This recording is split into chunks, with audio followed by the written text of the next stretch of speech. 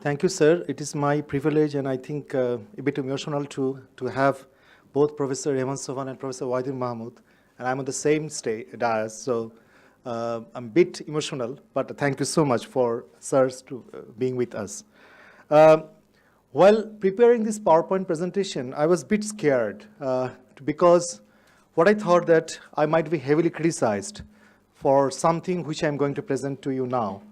Because what I'm going to present to you now, it is something the approach I took, a bit simplistic approach, to understand the social inclusion and how we can kind of link social inclusion with growth.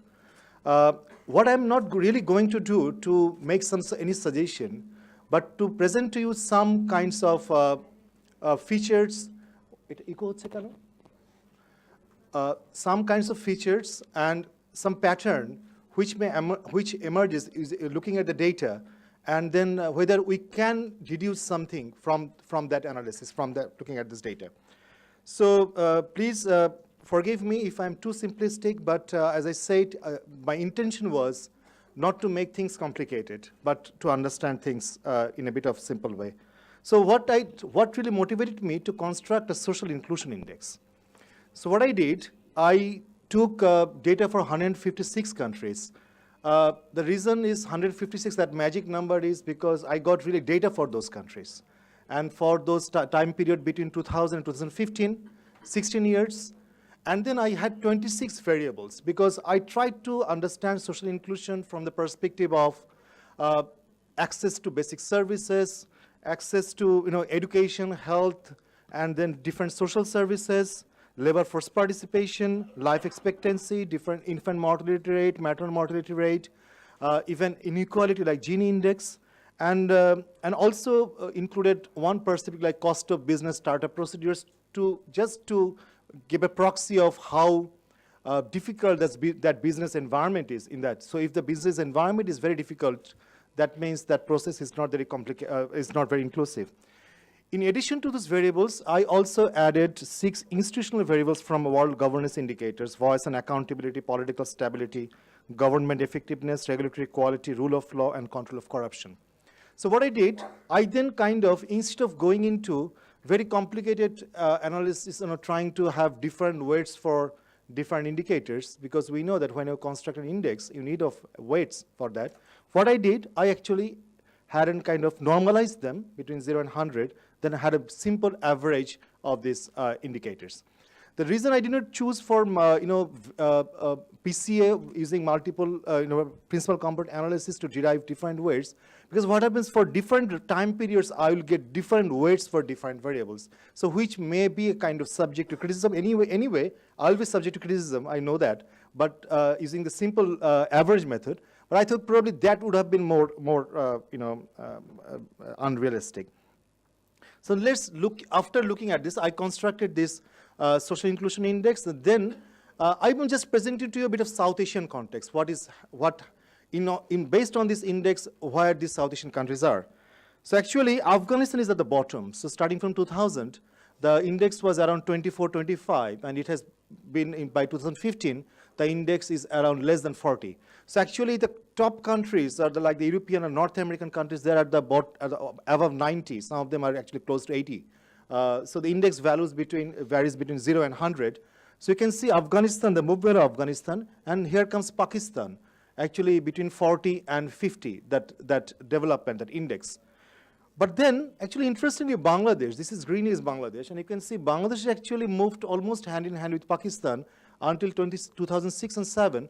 Then Bangladesh's progress was a bit upward, and then that divergence is actually, in terms of index, the positive higher value is the higher social inclusion, and that actually developed.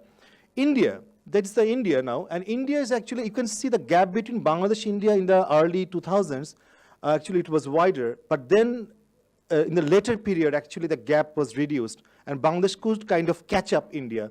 And in recent years, actually the gaps are very, very small. And the Nepal, this is something probably I really need to understand from Dr. Parshraj Pandey. Now, how come Nepal appears to be higher in terms of social inclusion index, compared to both Pakistan, Bangladesh, and India? Sri Lanka is above all. You can't touch Sri Lanka. So Dr. Saman Kilagoma can probably explain why Sri Lanka is so up there. It's in the range of like, higher upper middle income country and the kind of sometimes in some European country standards.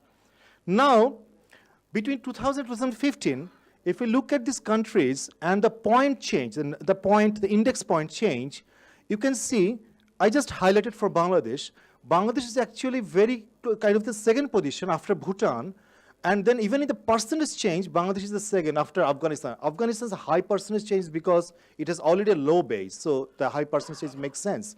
But Bangladesh has actually made a huge progress compared to other South Asian countries, both in terms of index point change as well as the percentage change.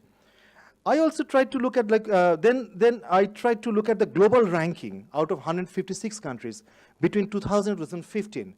Bangladesh in 2000 was 118 out of 2015 to 156 countries, but in 2015 Bangladesh ranking improved. So that makes the case that it's not only in the absolute term, but also in relative term, Bangladesh made progress during those 15 or 16 years. India, no change almost. 109 to 108, almost or just one during those 16 years.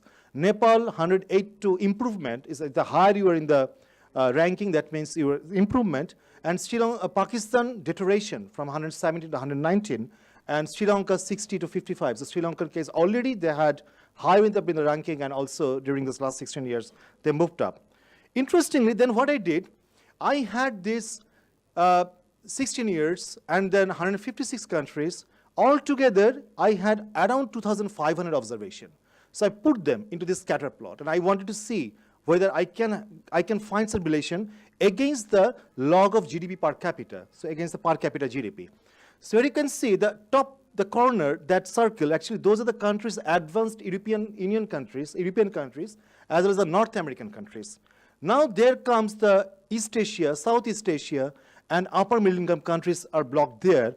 And then you can see the last part is the sub-Saharan African countries. One interesting observation, probably it's my argument, is that the upper part, the upper righter part of that, you can see a kind of trend line also. That part is actually where at the higher income level, the social inclusion index is kind of consistent. You can see the kind of convergence.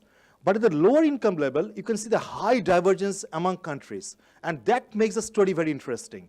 How even with the kind of same kind of income level, why some countries have different social inclusion experiences. Take this example between Bangladesh and India. So there is a trend line. I'm not sure whether you can see that blue line, the straight line in between. So the red dot line, Bangladesh in 2000, and then you can see that, does it work, that laser? The laser doesn't work. Anyway, so there is a movement. Can I get the laser, please? The movement of Bangladesh from 2000 to 2015, and the movement of India between 2000 and 2015. So you can see the kind of change. And if I want to make the case very clearly, that look at Bangladesh and India in 2015, and look at the income differences, per capita income differences between these two countries. Despite the fact that Bangladesh had lower per capita income in PPP term compared to India, Bangladesh's social inclusion index was almost as same as India's. So I want to know, and I want to really pose these questions: why Bangladesh could perform well, in the South Asian countries. But we should not be very happy with this, because Bangladesh's 2015 case at the same per capita income level was actually much lower than what Vietnam had in 2004 at the same per capita income level. So if I compare between Bangladesh and Vietnam, you can see Bangladesh is actually even 11 years before now, or in Bangladesh in 2015. So Vietnam in 2004 at the almost similar per capita income level had much higher level of social inclusion index than Bangladesh.